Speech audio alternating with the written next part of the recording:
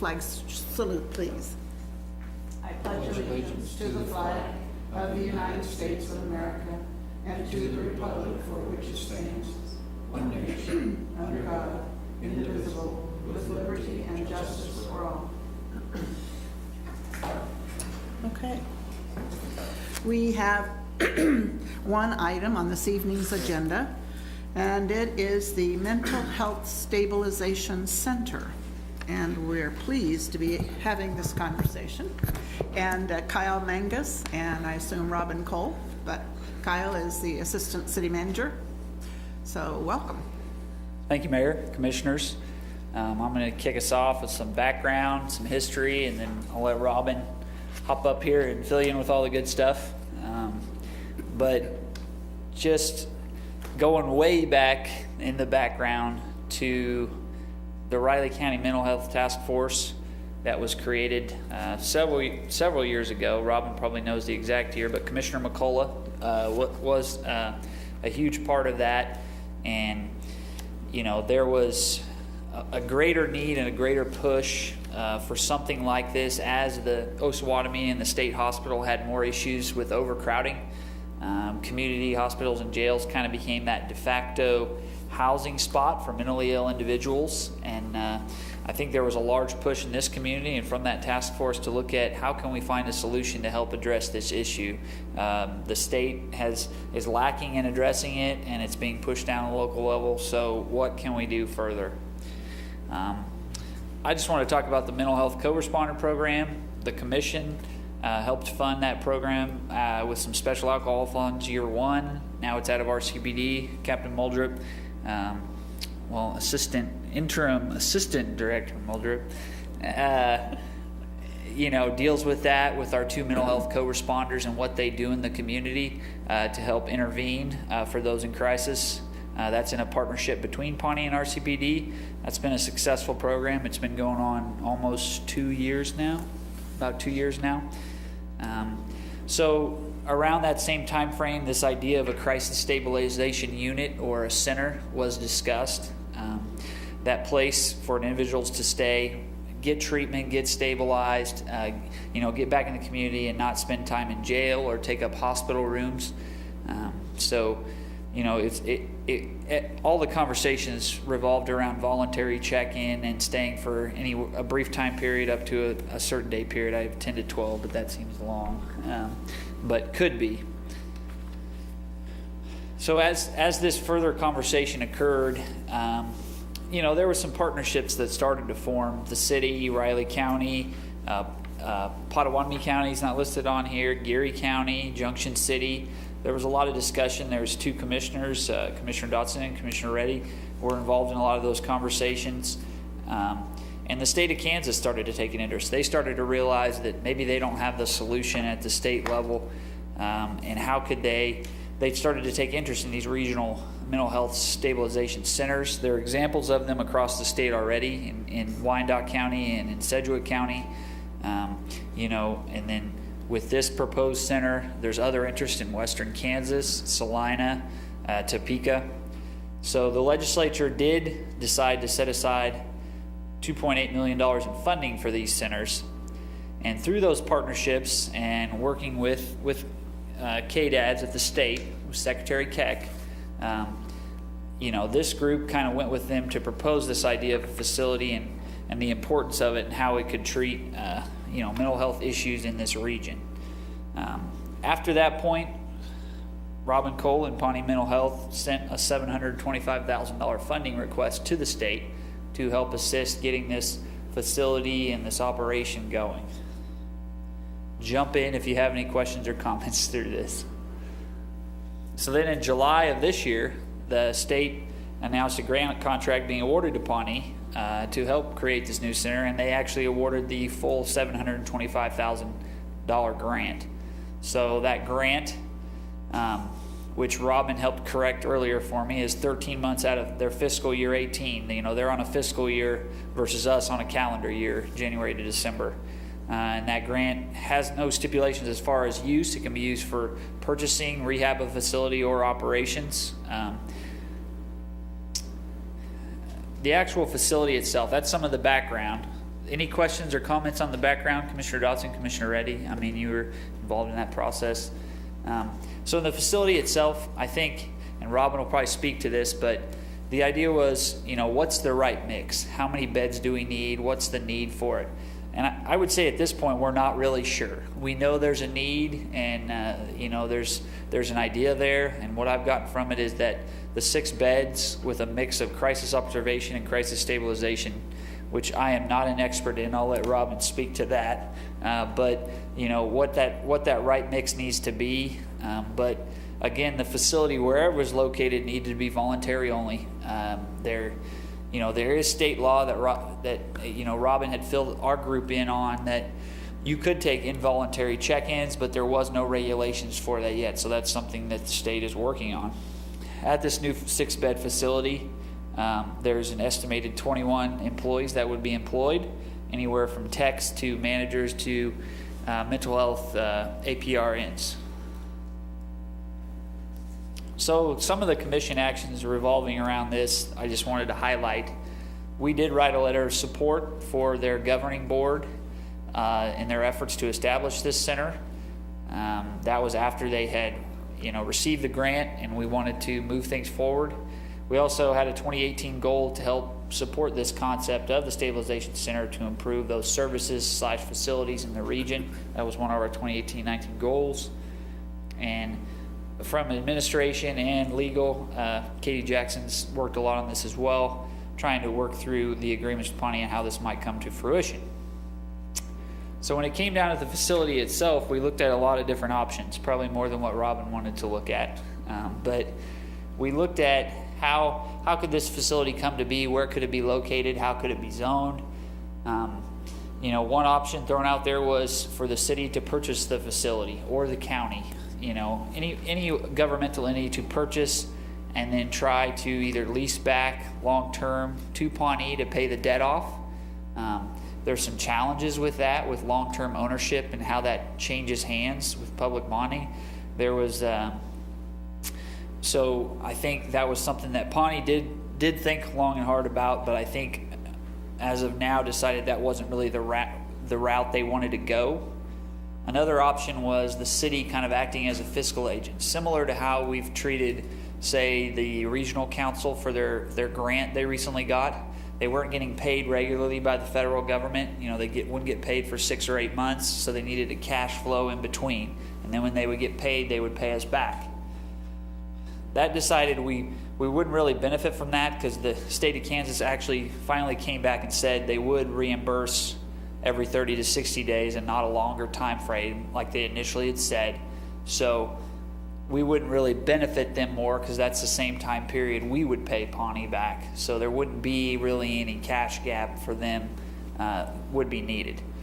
So another thing that's been critical through this is there is not a lot of regional mental health stabilization centers in the state of Kansas. So it's not very well defined in zoning and how that would work. I know Eric and our community development director, and Chad and community development assistant director, and Robin have really worked with the state to figure out on how they're going to license this facility. What are they going to call it? And I think we've been able to work through how that's going to work and where it would be allowed in the community. So it is something that we were able to work through. So moving forward, if we were going to go with one of the other 2 models, I'd have a lot more slides.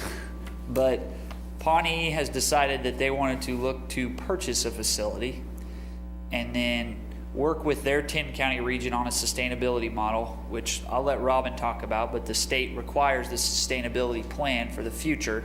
They do get state money, and they do expect future state funding, and there's also some state lottery money they're expecting from a new law that was passed. One thing that Pawnee did send a letter in today that we've attached is requesting waiving of those building permit fees. That'll be an action that'll come back to the commission later. It's not, depending on how much, if it's a $150,000 to $200,000 remodel, we're estimating anywhere from $2,000 to $3,000. Not a large amount of money, but that's kind of the estimate. Any questions for me on the city side? And I'll let Robin hop up here.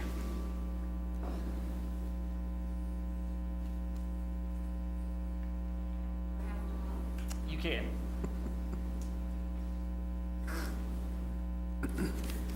Well, I'm glad to be here tonight, and I really need to start by just saying thank you. You know, we've been working on this concept literally for years. Captain Muldrip was part of the initial teams of people who traveled across the state visiting crisis stabilization centers in Kansas City, Topeka, Wichita, and you know, he was a part of that group and has been a member of the team from the very beginning. And of course, Commissioner Reddy has been a part of going to Topeka and meeting with the secretary. Kyle was a part of that. I'm almost afraid to start naming names because I'll probably leave somebody out. But it's truly been great to be a part of a team working on a project that we're finally seeing come together. Kyle said that Pawnee decided to go ahead and purchase the building, and I'll tell you that I actually left the board meeting where that was being decided. And they didn't vote before I left, but I was told that I would receive a text if the vote did not go the way that it looked that it was going to go. And I just checked my phone and there's no texts. And so I'm assuming then that that the board did make the decision to move forward with the purchase of the facility that we're interested in. And I do want to say, just for the record, that while city staff are aware of the location that we're looking at, that is still not yet public information. And so even my letter is written without reference to the address of the site to protect our efforts to begin the process of negotiating for purchase. So I would like to start by saying that yes, we have identified a building, and yes, as of 4/10/4/15, the board was moving towards approving the purchase of that building. I really do again have to just thank your staff, the city's staff, for all the work that they've done with us to work through that process of taking a look at what would happen if the city were to help Pawnee purchase this building, what would happen if the city were to help cash flow the initiative, addressing the zoning issues. They just really have been great to work with, and you've got a really fine group of people who are working for you and with you. As Kyle said, we've ruled out a number of different issues, or a number of different strategies towards this. We looked at the possibility of leasing to own from the seller. You know, because of the kinds of remodeling or renovations that we would need to do, the building probably wouldn't retain any sale value except to somebody else who was wanting to provide crisis stabilization kinds of services. We also have obviously ruled out the idea that that we would work with the city for the purchase of the facility. We have addressed, I think, to your zoning people's issues related to what the zoning would need to be for this kind of a facility. We were really pleased. It took a long time to get a determination from the state about how they would zone this facility, and it looks like they're going to zone it under our community mental health center license. And so there's not going to be any special zoning for this facility. There's not going to be any additional requirements on this facility other than the requirements that are listed in our contract as a community mental health center. And so there will be a contract manager who will be responsible for making sure that Pawnee is complying with the terms of the contract. And that person will be the individual who will make sure or ensure that the facility is meeting all of the standards of the contract. We are staying with the idea of a 6-bed facility that will be voluntary. So we will not be equipped to care for people in this facility who don't recognize that they need treatment or won't consent to their own treatment. the individuals in this facility will be individuals who recognize that they need treatment and will consent to it. The crisis observation is a service that is less than 24 hours. Crisis stabilization is a service that is 24 hours or more, and as Kyle said, up to 10 days in length of stay. Medicaid, as a standard of care, evaluates individuals every 72 hours to determine whether or not they still meet the medical necessity for being in a crisis stabilization facility.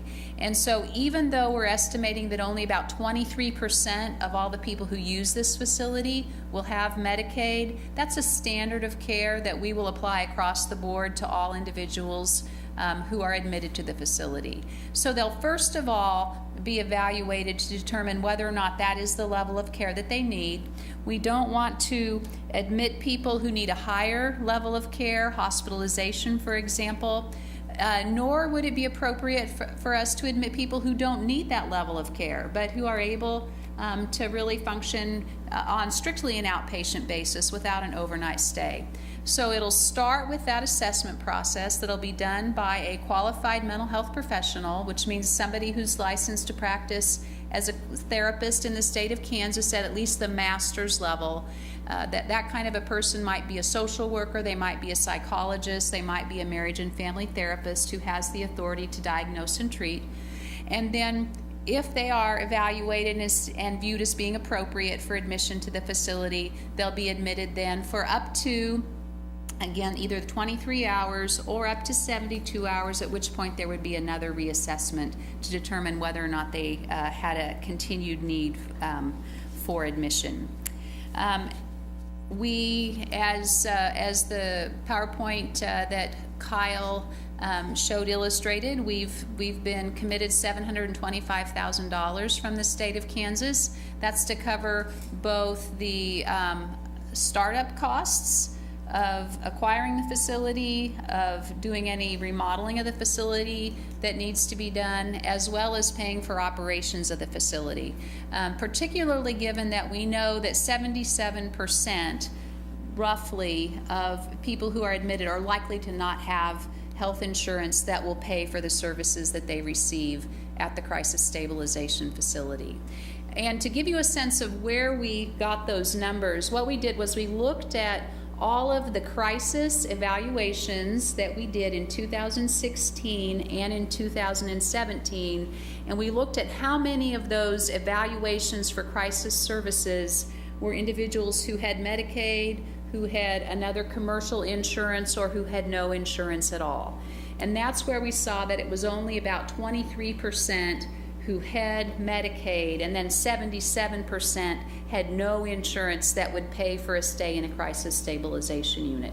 We felt like those were good numbers for us to look at because individuals who we have been screening for emergency services are very likely the individuals who would be admitted to a crisis stabilization facility.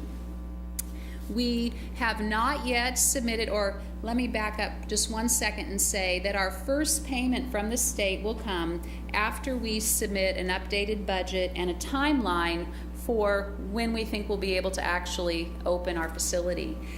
We've not yet submitted that updated budget because it wasn't until just today that the decision was made that Pawnee would purchase the facility, and there have been other issues that affect the budget or what the budget would look like that needed to be refreshed from the original budget that we submitted in March of this year.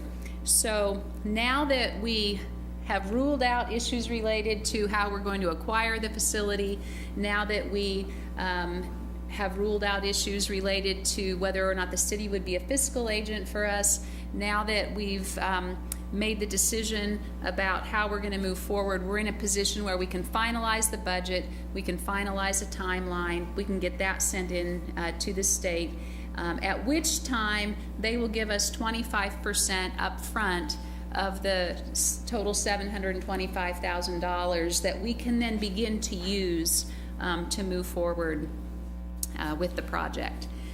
Let me just take a breath for a second and ask you if you have any questions for me or if you have any questions for Captain Muldrup or for Kyle. I have a couple of general questions. Yeah. So first, thank you for all the work that you've done on this. It's incredible. Frankly, it's extraordinary to see it coming together the way that it is after all the work that everybody's put into it. But there's a lot of thanks to give to you as well. So, just a couple of things that came up on the slide. The 21 full-time employees. Is there any fear that we'll have any sort of trouble recruiting that many employees in that sector? That's an excellent question, and let me just talk a little bit about what that 21 FTEs includes. That will include a group of employees called residential mental health technicians, and those are going to be individuals who are more entry-level kinds of individuals who will be on site 24/7, 365. They'll be monitoring things to make sure that everything's going well, that people are participating in the activities that they need to participate in. There will be therapists who are hired, who will do the initial assessments, who will do those evaluations every 72 hours, who will provide any individual therapy that needs to happen while they're there, or any group therapy that might happen while they're there. That number includes advanced practice registered nurses who will be evaluating to determine whether or not individuals are in need of medications to manage their mental health symptoms, and then actually prescribing those medications, monitoring them to make sure that they're working the way that they're supposed to work. That number will also include a supervisor for the facility, as well as shift managers for the facility, and those are all going to be those advanced level master degreed specialists in mental health. We also have budgeted for security for the facility just to be there, and that is not, I believe that that's evenings and weekends security will be on site. I think that covers most of the positions that are budgeted. We're always concerned about whether or not we're able to recruit and retain the adequate number of staff. But it is a diverse kind of a staff. We're not going to be going to just one pool or one type of individuals for this facility. So we feel optimistic that we'll be able to fill those positions. We did just last week have an interview with a candidate for the Crisis Stabilization Unit manager position. This is an individual who is a licensed and trained clinician. He has experience working in inpatient units. As we are very interested in the candidate, and are in the process of doing background checks and checking references. Our hope would be that we would fill that manager position soon.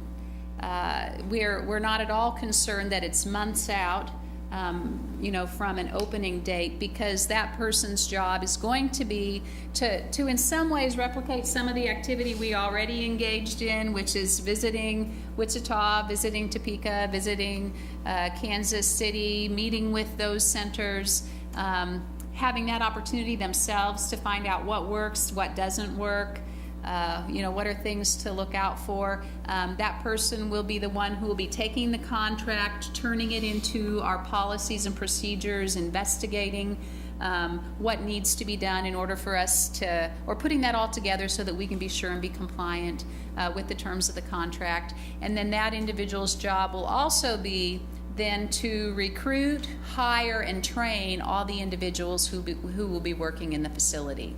So we're optimistic and hopeful that if we get that position filled, that we'll have a good lead time into having it be fully staffed on opening day. Good. I just asked because I would hate to see any sort of delay in opening because we weren't able to get the employees, obviously, and I'm sure that affects how the state sends you the grant, correct? Yes. What the state wants, or what they expect for us, is once we send in that initial budget and timeline, they'll give us the 25%, and then after that, the rest of our reimbursement is going to be dependent upon our expending the funds and then asking for reimbursement for those funds. So, initially, I think a lot of the reimbursement will be for getting the facility prepared for opening day. Once we start hiring staff, then we'll be able to submit to them our payroll expenses and other employee-related costs. But you know, staffing will be an issue, but we're going to do everything we can to make sure that we're ready and have the necessary staff. Understood. And then last question. I know when we had previously discussed this a few months ago at the city county meeting right after the board had approved, I know they had thoroughly looked at it and there was maybe even a little bit of hesitation to move forward. Where is that? The board ultimately passed it, obviously, but where are their heads at right now with the project, or do they feel confident in how things are going? And when you are you talking about how did the county commissioners feel, or how does No. the Pawnee board feel? Pawnee board. Let me say, first of all, I'm going to speak for myself first and just say that the way I see this, if not now, then when? You know, we have amazing support from the city. There's clearly a need in the state of Kansas. The state of Kansas recognizes the need. We're seeing increased incidences of requests for services for mental health and substance abuse treatment. Those problems aren't going away. Our state hospitals continue to be full. There continue to be people who are lingering in hospital emergency rooms, in jails, who have mental illnesses, who could be better treated and less expensively treated in other locations. Geary Community Hospital is building a special room in their emergency room to address the needs of mentally ill individuals who come through the emergency room. I think it was in the Mercury this week, their CEO said that 30% of all of their transfers out of their emergency room are of people with mental illnesses. Our own hospital, Via Christi, is converting 3 rooms in their emergency room to be facilities for people who come into the emergency room with mental health problems. Again, if not now, when? If we don't do this now, when are we going to do it? I think that there's never been a more compelling set of circumstances or statements of support that I've ever seen, certainly. And the fact that the state is willing to commit $725,000 to Manhattan, Kansas, so that Pawnee Mental Health can open a crisis stabilization facility that will serve 10 counties in north central Kansas, I think also speaks volumes about the issue. That's not to say that there's not some trepidation. You know, there are no guarantees in this life.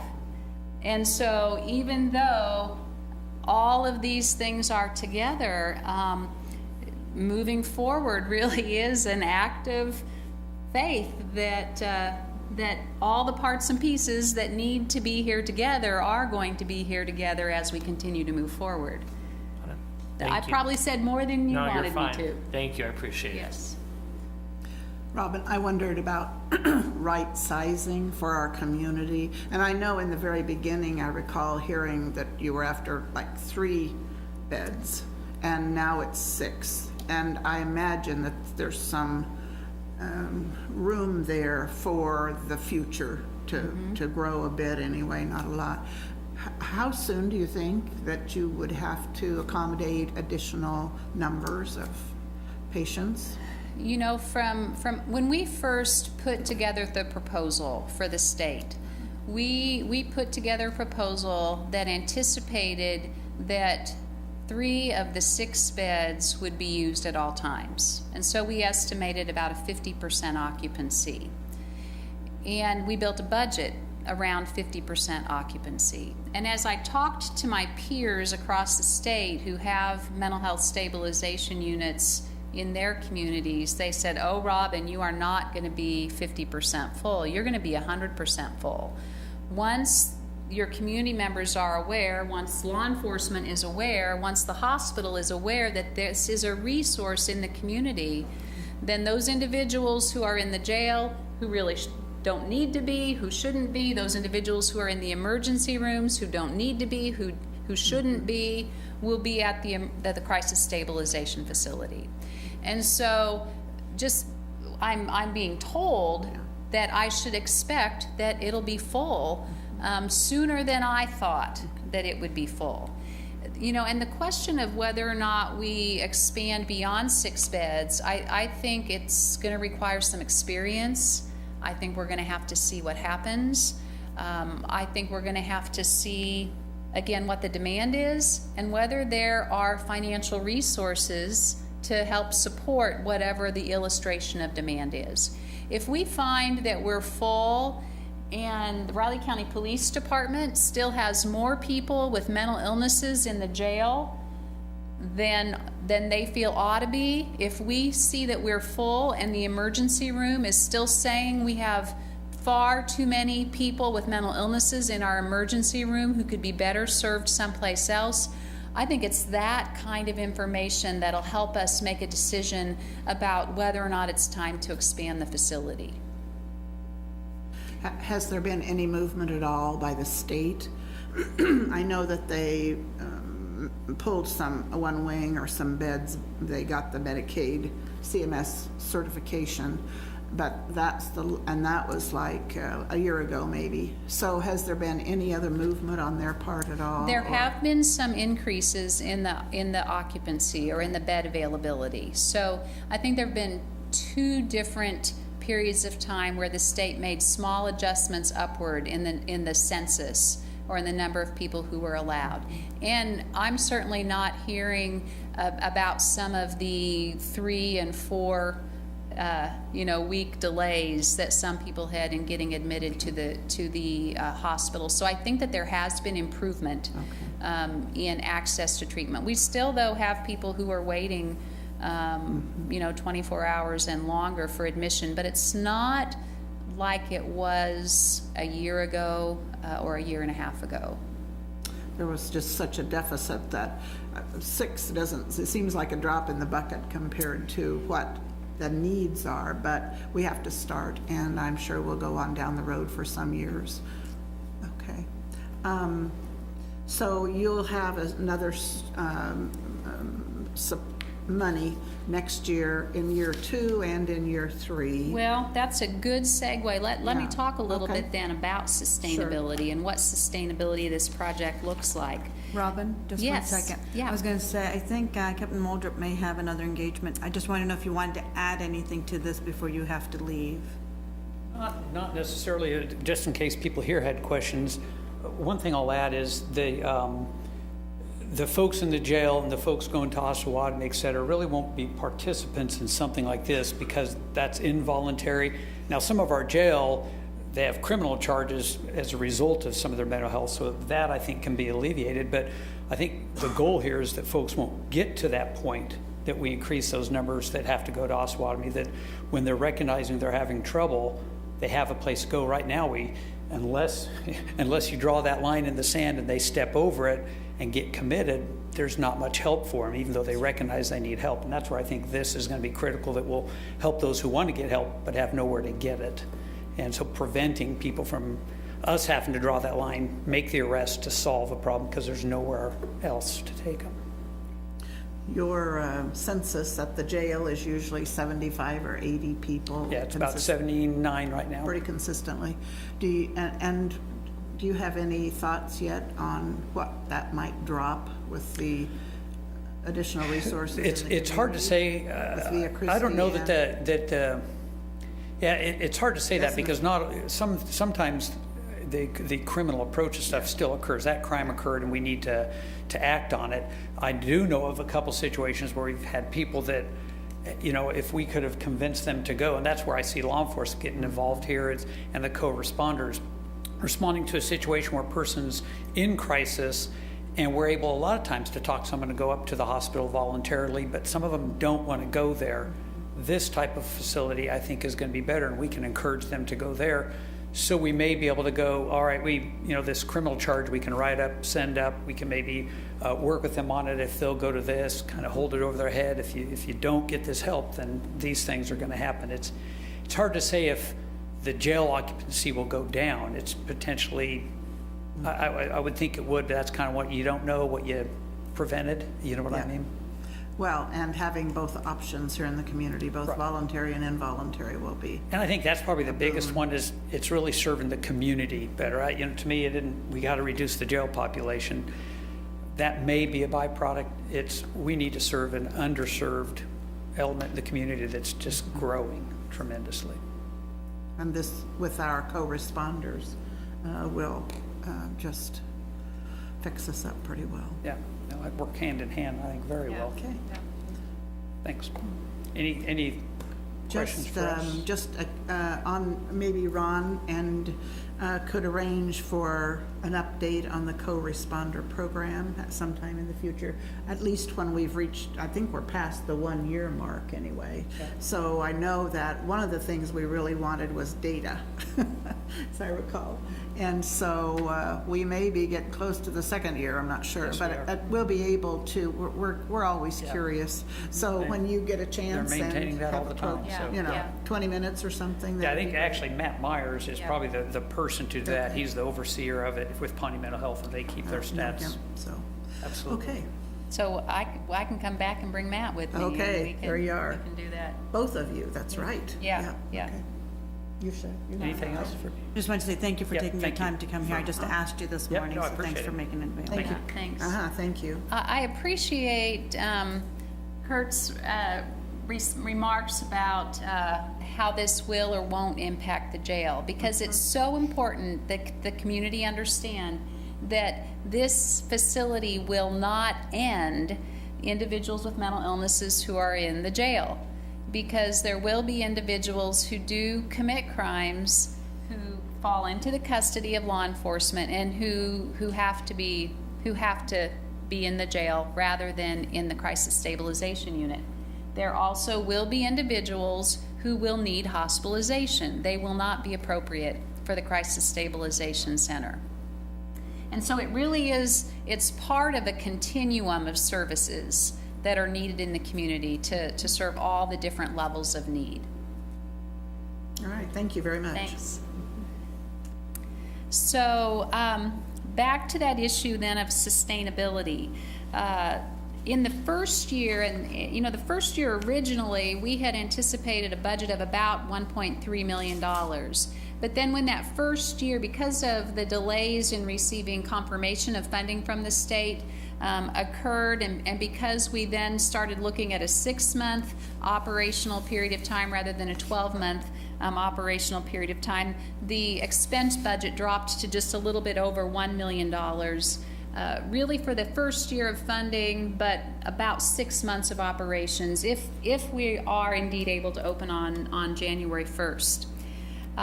And in terms of funding, when I think about sustainability, I really see sustainability as coming from 3 primary sources of funding and potentially 4 sources of funding. And so while the contract, and I should mention that the contract does require that I articulate a sustainability plan by the end of the year. And so that is something I'm actively working on and will be presenting to the state before the end of the year. State funding, I think, is going to always be a part of the sustainability plan.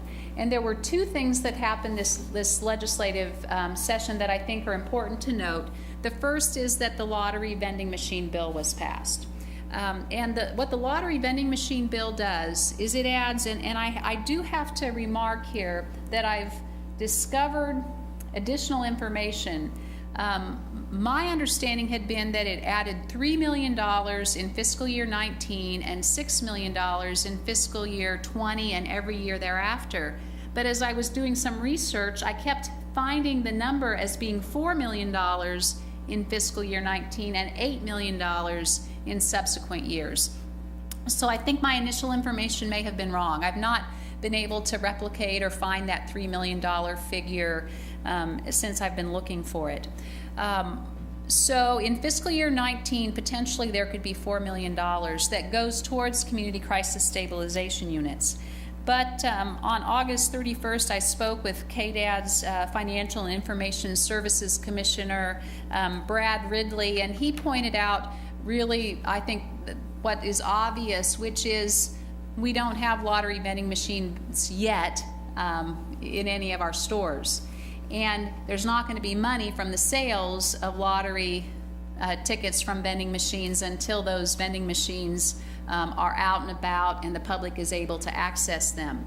And so his belief was we're probably not going to see any significant money, if any money, during fiscal year 19. There's going to be a ramping up period of time before there's actually money generated from those.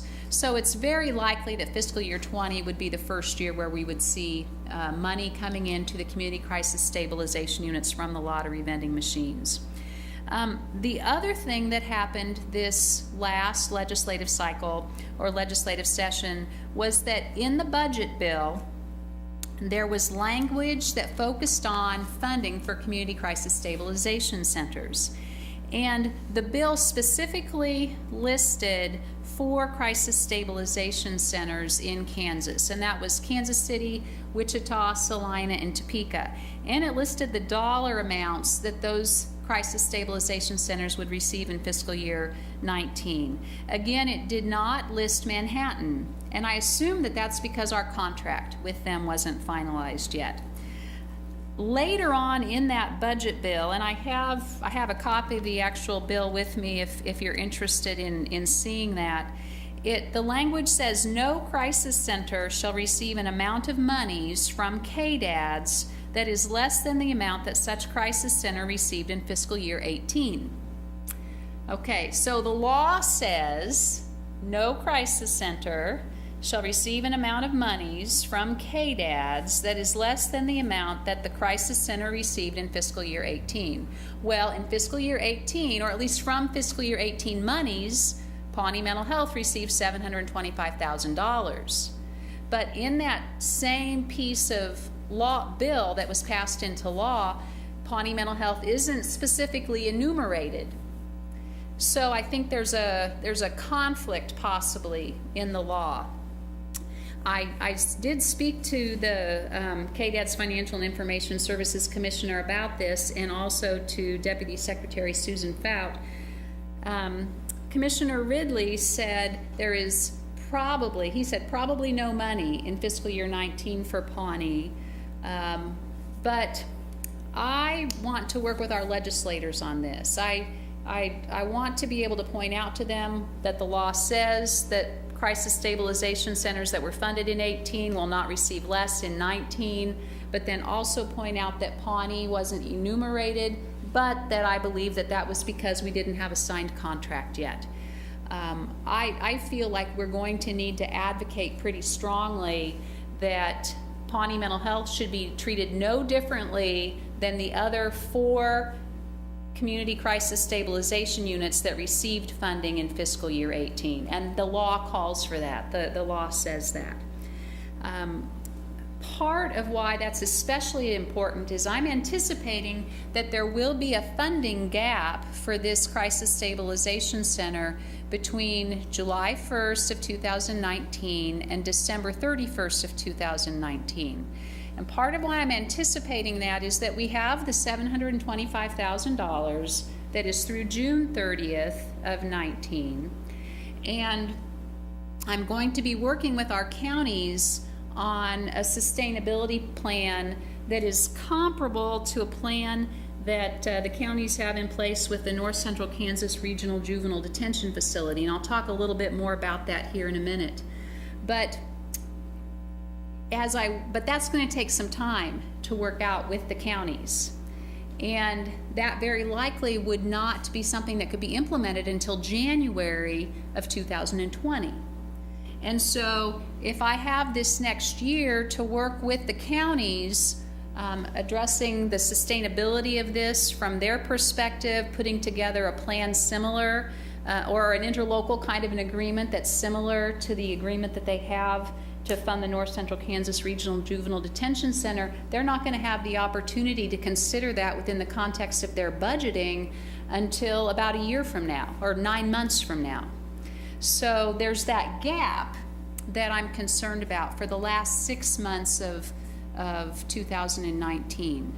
And the budget bill that was passed this year envisioned for the other 4 communities that they would need the funding. It, again, Pawnee was not enumerated, so that speaks to, again, why I think it's going to be important for us to address that issue with our state partners. So back to then the issue of the county funding. I have notified all 10 county commissions, and Pawnee serves 10 counties in north central Kansas. I've notified all of them of the award. I've met personally with commissioners in Pottawatomie, Riley, and Geary County to inform them about the award and to talk to them about the fact that I'll be working with them on putting together a plan for sustainability.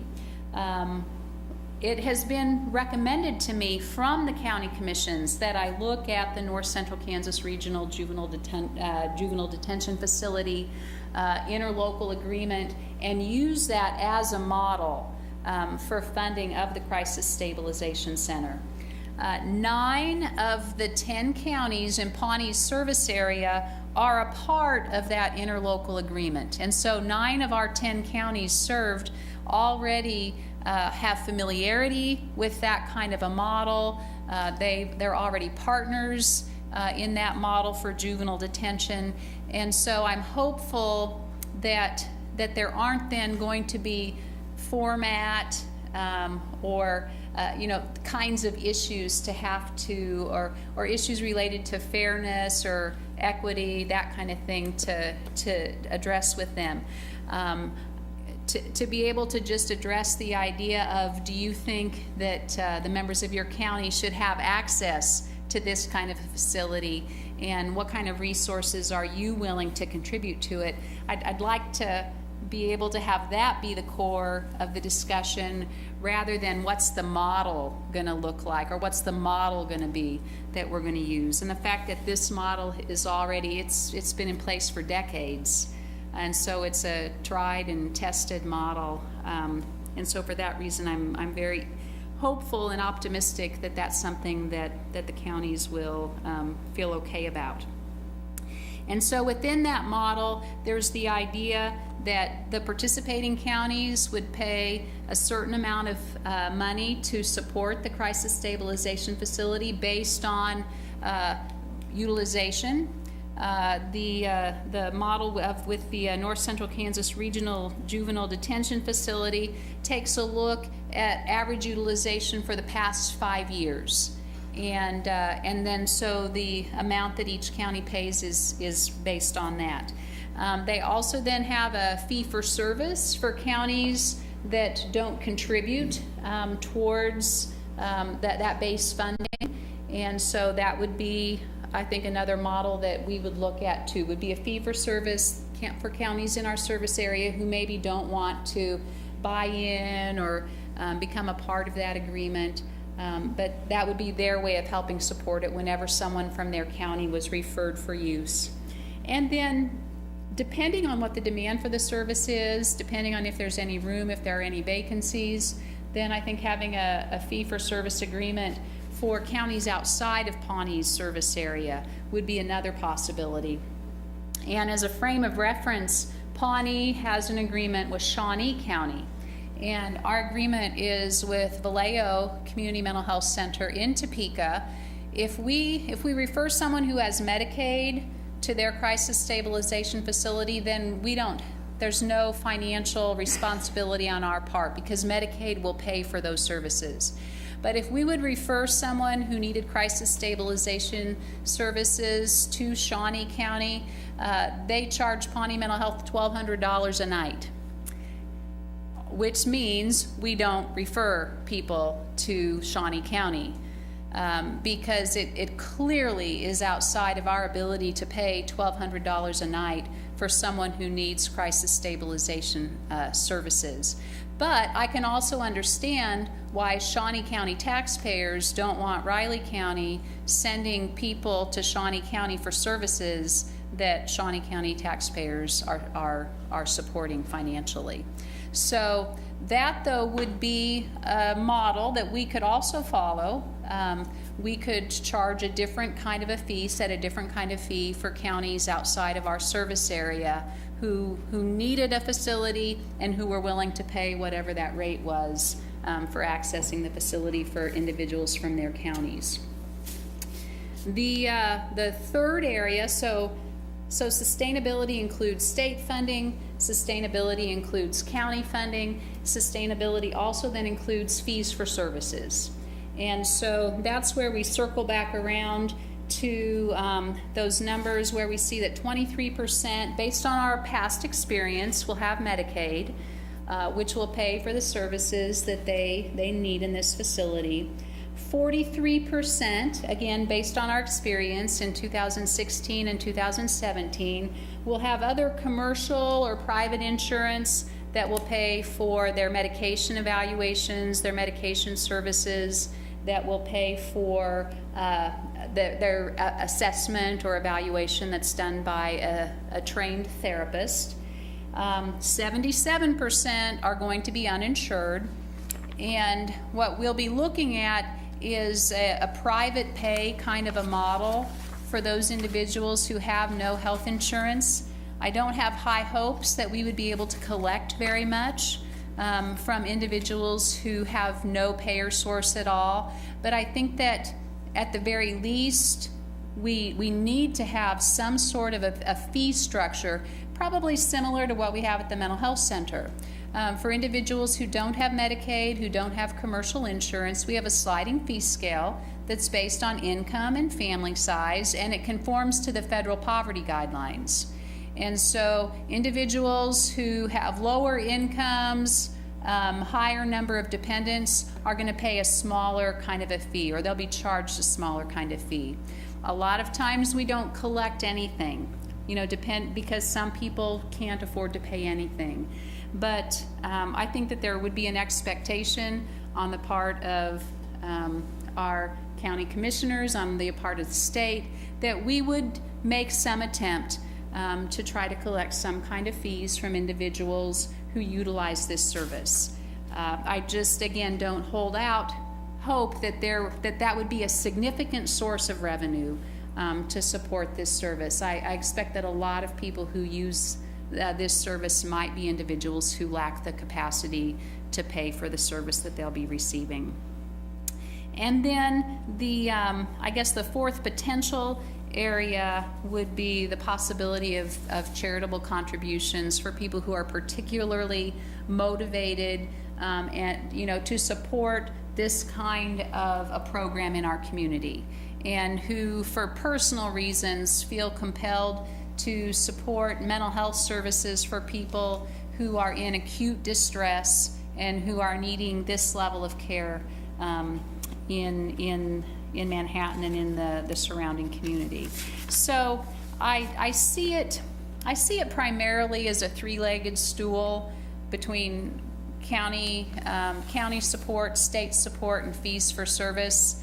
The charitable giving is probably a smaller piece, but you don't know. You don't know until you ask what motivates people or what people feel compelled to give to for what are oftentimes, especially in the field of mental health, very personal, profoundly personal reasons. I think I mentioned we've talked about staffing. January 1st is the date on the horizon. I think now that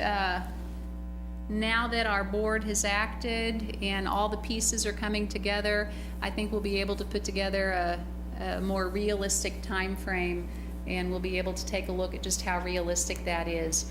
We will need to let the state know what our timeline is, and we'll certainly hope that they'll see that the efforts that we've been putting forth have been sincere and concerted, and that this is a process that takes some time. It doesn't just happen overnight.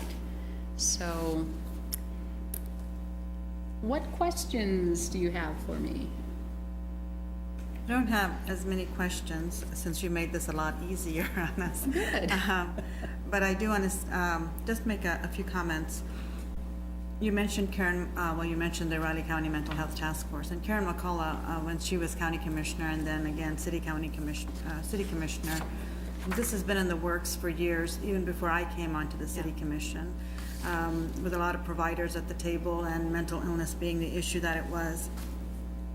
And since that time, your partnership with RCPD has also evolved. It was a culture change even for our Riley County Police Department. And I think with that momentum came the co-responders, and with that came the Stabilization Center, as well as the partnership with Via Christi. So all of these worked in a collaborative manner and then kind of became a coalition of sorts when we have to speak to our legislators. In the initial stages, we were talking a lot about where do we put this? Where do we have this facility? And you looked at many places, and we even looked at one in Junction City, the old VA that they had, and that wasn't going to work out for us. And then we decided maybe we should have something in Manhattan. There was always this horrible dark cloud of funding, and that's when we kept reaching to our legislators, and we were shocked when you were able to put together that proposal and talk some more, because we wanted the money, and it didn't happen by itself. It came from the county commissioners, from our legislators, from city commission, RCPD, from the National Association of Mental Health, from the task force that was set up by the governor for community mental health centers. Dr. McDonald was a part of that when she took that to the legislators, and they recognized that they had a support from the commission. And another anchor that also made it firm was when this commission decided to put it as one of our goals. So it was very specific that one of our goals was to support a community crisis stabilization center. We didn't think about where it was going to be, but that was a unanimous decision that we made. And finally, it looks like it's going to happen. I thought it would happen quicker, but we're still not quite where we need to be. I'm still looking forward to that January 1st, or even before that. But this makes it a little bit easier. When you first said $725,000 from the state, there was also this where we were discussing how much the city would have to put in, because the counties weren't there just yet, and about the mechanism, and it might be $700,000 we would have to put in. But that's also now off the table. So now you're asking for the fees, and I think that's very doable. When we thought about this coming at the $750,000, but for over 3 or 4 years it was going to be $3 million, we thought if 50% can be covered by the state, the other 50 we will figure out how to do. But that's not there right now. So I'm glad that Pawnee, you were able to work with your board of directors and looked at options, and our staff put in lots of time into this as well, our legal and our commissioners over here, because this is something we believe in.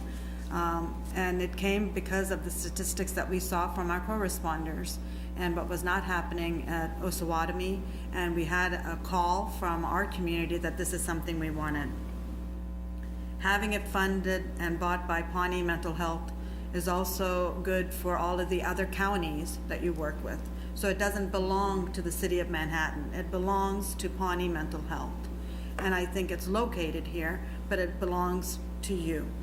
And I think that gives them their governance that you have to work with a little bit more stability, in the sense that it doesn't belong to us. Funding is always key. So I'm glad that's where the discussion went.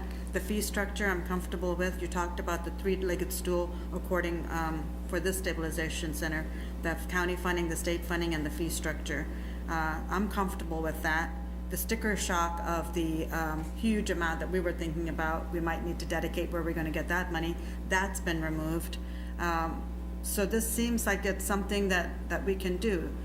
The lottery money, it might not come in, but maybe within that 6 months that you referred to, maybe we will have a little bit in there. And I know how closely you work with all the stakeholders to make that funding source available. So I don't think this is anything this is something that we've been waiting for. I think the relationships you've built and removing the burden off of our taxpayers, the coalition of entities that came together speaks volumes to your leadership. and bringing everybody here. I am very favorable to what's going to come. I look forward to it, and I have to assume the commissioners too, making it here in Manhattan for the needs that we have. We have too many needs and too few facilities and too few professionals. And this is definitely the right step in the right direction, and hopefully other communities will want to follow. So thank you for bringing all of this, and you're so thorough in every detail, and I'm happy to see that. You removed a lot of questions for me because you've already addressed them even before it got there. And I especially like the piece with working with our Via Christi at the RCPD, because that's going to be key component to the something such as a voluntary system that you're going to put in place. So thank you. And I don't see the fee being such a bad thing to do for this type of a center facility. And that's all I have. Thanks. Yeah, I only have one concern, you know, that Senate Bill 109, leaving Yes. off Manhattan, Yes. is a huge loophole. Yeah. You know, and as you pointed out, that means there may be like nothing between July and December 2019. So to me, the number one priority, because I think this is a worthwhile project, we've got to get with our state legislatures and ask them to amend that. And I think, you know, February is a deadline, you know, for anything that they're going to consider next year. And I think that's got to be number one, because as I look at this budgeting formula, without this state money, this is going to collapse. You know, and it looks like, based on your numbers, you know, it's over $200,000 a bed per year to operate the facility, you know, for the 6 beds. And that's the problem. And the city isn't going to be able to plug that. You know, we're not going to be able to come up with $700,000 and say, here we go. I mean, there might be something you could do in that time frame to ask for special alcohol funds, you know, again, that we use for the co-responders. I mean, that might be the point. But I think we've got to put some huge focus on pressuring our delegation up there to, you know, to be sure the lawyers don't cause us problems, because any loophole will be exploited. And so that SB 109, we need to get it amended to specifically state that this includes Pawnee Mental Health and Manhattan. Thank you. I agree. And if there's some way that you and the city can help apply that pressure to our legislators, I would appreciate all of the help that you can lend in that direction. You're You know, gonna- the other piece of this is, it seems to me that with 9 of the 10 counties already being on board with the model that we use for juveniles, that there's an opportunity to move that prior to January 2020. I mean, that's kind of a function of how comfortable they are, and then when they finalize their budgets. But we can, if we proceed at good speed down that path, that'll certainly help with our funding and close that gap. The concern that I had in the beginning, and I just want to kind of go over this again, whether it's you or Kyle, on who gave the go-ahead on the zoning?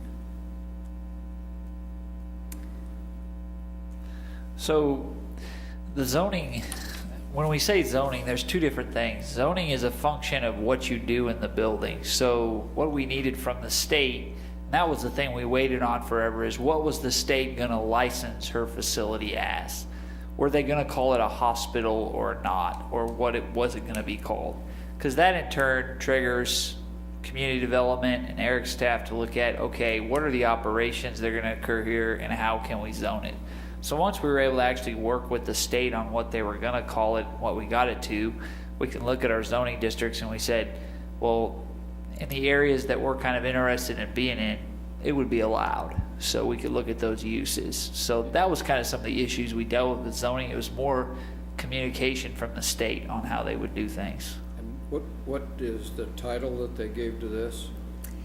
Community Mental Health Center? Yeah, I mean, is that the title that's gonna fit within our requirements?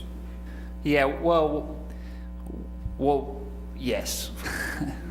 We already are located in the same zone that where we're looking at locating this crisis stabilization center. Pawnee Mental Health already has an office in the same zoning area. So Eric, you can weigh in here too, because we talked about long-term clinical care. And from a land use standpoint, it's really more like a drop-in 24-hour counseling center. And that, from a zoning standpoint, that can go in any zone that we have doctors' offices and medical clinics. So the overnight piece is not a stumbling block there? No. Okay. I just want to make sure that's nailed down as tight as we can, so somebody doesn't pry it loose at a future date. If we've got an agreement with KDHE or whoever's going to kind of title this thing, then that would be good. It's KDADS. KDADS, and it was straight from KDADS that this is just going to be licensed under Pawnee Mental Health's Community Mental Health Center license, and there will be no additional licensing requirements. If this is a phone call rather than something in writing, that's what I'm getting to here. I'm sure that they would put it in an email to me. That'd If be you'd be good. more comfortable with that, I can ask the secretary, the deputy secretary, to send me an email confirming that. Yeah. Thanks. Yes, yes. So that's that's not a new category for our community, as the title, as Mike asked about. Okay. It's just a second facility. Are there other questions, other comments? I'd like to echo Yusha's comments. I'm really pleased at the way that this whole thing has come together, and the collaboration, the partnerships, the relationships, all of those things have been critical to being able to do this.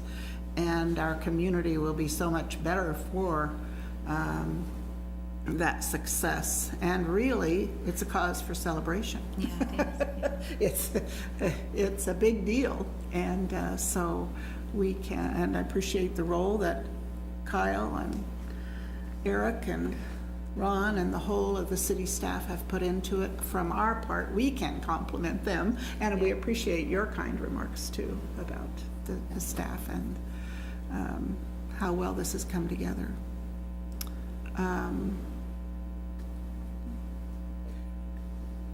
Are there any other comments? I was just going to say, I also like the piece about the governance, that you're looking at the structure of governance, because we kind of talked about that when we looked at the VA hospital, the juvenile detention one. I think that's what you were referring to. So to have a different governance, so you would have two bodies of governance that you would have to present to. But that's just one more than you already have, so it's Yes. a whole lot of people. Yes. But I think that also facilitates this much better, because it's not by us. It's by other counties that are involved in this. It's just located here, so that that friction is removed. It doesn't belong to one city or one county. Yes. It belongs to I think that's Pawnee. very valuable. You know, also in response to some things you said earlier, you know, when you articulated just all the work that community stakeholders have done, that city staff have done, that city commissioners have done, it just underscored, you know, my introductory remarks, which are just that I owe a world of thanks to, you know, everyone who has done so much to help move this thing forward. I truly believe that if I had just been the sole person pushing this forward, it never would have happened.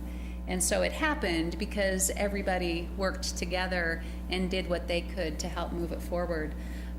The other thing, as you were articulating just some of the things that have happened within Riley County Police Department, there are 3 things that have happened that we've not even mentioned today, and that is that Pawnee now has a PhD student in couples and family therapy at Riley County Jail, providing therapy services to inmates on a weekly basis that have mental health conditions or disorders. And that's something that just started this summer. And we're real excited to be there. So it's sort of an expansion of the mental health co-responder services that we're providing. 2 other things that have been happening with the Riley County Police Department that I'm also very excited about is that Pawnee Mental Health has provided mental health first aid training to all officers, and we did that. We sort of staggered that over a period of several months, and we went out to Riley County Police Department and provided that training. And then I also recently learned that they were sending 13 officers to CIT training. And CIT training is a training that specifically empowers police officers to know how to, or it equips police officers to respond to individuals who they encounter in the community with mental illnesses. And that's something that's been a long time in coming. I remember we had a board member, Carol Hess, and I don't know how many of you knew Carol, but Carol was a strong and fierce advocate for Riley County Police Department training its officers in CIT. And I remember that at that time I think he had Brad Schoen on his speed dial or something, because he was constantly talking to Director Schoen about needing to train all the officers in CIT. And I remember Director Schoen just saying, you know, we could do that, but where are we going to take these people? You know, where are we going to take them? There's no place to take them if we're doing more in the community. We have them in our hands and we don't have a place. Well, we have a place. We are within inches of having a place. And so it's exciting for me just to see how over time it really has been a work in progress, and that place is within our reach.